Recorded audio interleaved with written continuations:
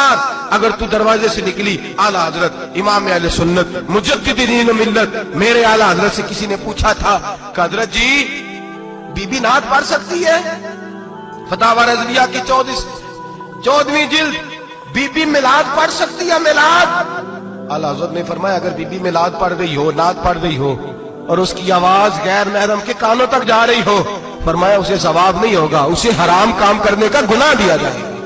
बीबी को मना है, वो नात की आवाज भी औरत का ही नहीं पड़ता, दीन में तो औरत की आवाज का भी पड़ता है।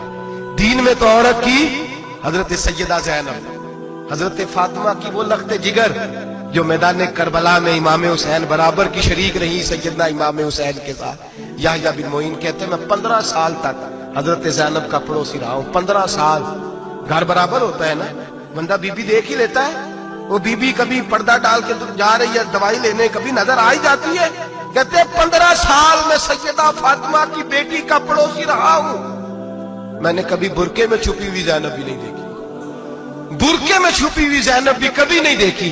हजरत अब्दुल्ला बिन जाफर तैयार जनाबे अली मुर्तजा के भाई थे, उनके बेटे के साथ इनका निकाह हुआ था, बीमार हो गई।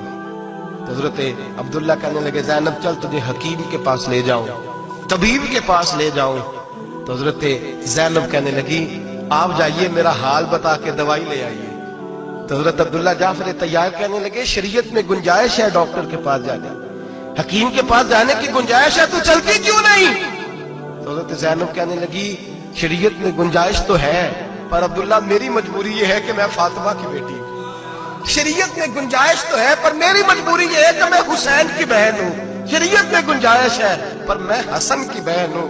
शरीयत में बड़ी गुंजाइश है पर लोग मुझे मोहम्मद अरबी की नवासी कहते हैं। गुंजाइश तो है पर मैं नहीं ना निकल सकती, इसलिए कि जितना कोई अपने आप को दीन के करीब जानता है उतना उसके पैरों में शरीयत की जंजीरें ज्यादा होती हैं। तो जनाब सैयदना अब्दुल्ला कहने लगे अगर तू पर्दा कर गई, अगर तू चली गई, तो फरमाने लगे ये तो अल्लाह की मशीयत है, तू दवाई ला दे ताकि मैं खा लूं, और अगर मैं चली गई तो मैं अपनी माँ से जाके कहूंगी कि अम्मा सारी तकलीफें मैंने छाती पे बर्दाश्त की हैं पर मैंने तेरे पर्दे पर आंच नहीं आने दी। मेरे भाई ये उसवा नूर है, ये उसवा हसना है, ये हमें सिखाया जा रहा है। मेरे हबीब करीम की बीवियों का ये हाल था, बीवियों का अपने घर के आंगन में हजरत आयशा सिद्दीका, हजरत सौदा जनाब हफ्सा अपने सेल में जब बैठती थी ना तो दीवार की तरफ मुंह करके बैठती थी, दीवार के साथ लग के दीवार की तरफ।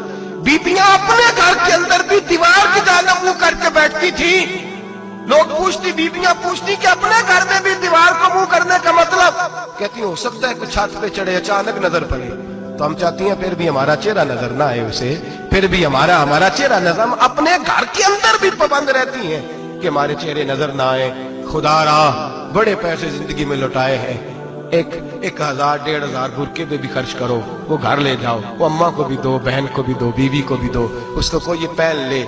इसलिए कि जब तो हजरत फातिमा के तरीके का पर्दा करेगी तो तेरे आंगन में सैयदा ज़ैनब की तरह की बेटियां पैदा होंगी, वो उस सुन्नत पे चलने वाली बेटियां तेरे आंगन में आएंगी। खुदारा मेरे भाई आज ये नियत करो, ये इरादा करो और अपने घरों को पर्दे का पाबंद बनाओ। अगर एक बेटी पर्दादार हो गई तो कई खानदान पर्दादार हो जाएंगे, अगर एक बेटी पर्दादार हो गई तो कई घराने संवरेंगे, कई जगह पे नूर फैलेगा। ऐ अर्श के मालिक, ऐ मेरे महबूब के खुदा, तुझे वास्ता है मेरे महबूब की बीवियों का और तुझे सदका हुजूर की शहजादियों का। ऐ अल्लाह इतना करम बरसा, इतनी रहमत बरसा कि मेरे वतन की बेटियां और मेरे वतन की माएं बहनें बच्चियां ये समझ जाए कि हमारी निजात सिर्फ हजरत फातिमा के बुरके में है, हजरत आयशा के पर्दे में है, सैयदा खदीजातुल कुबरा के हिजाब में है। अल्लाह करे ये समझ जाए और ये जब भी सजदा करें तुझसे हयाई मांगे, ये तुझसे जब भी सजदा करें ये तुझसे अपने लिए चादर ततहीर और पर्दा तनवीर मांगे।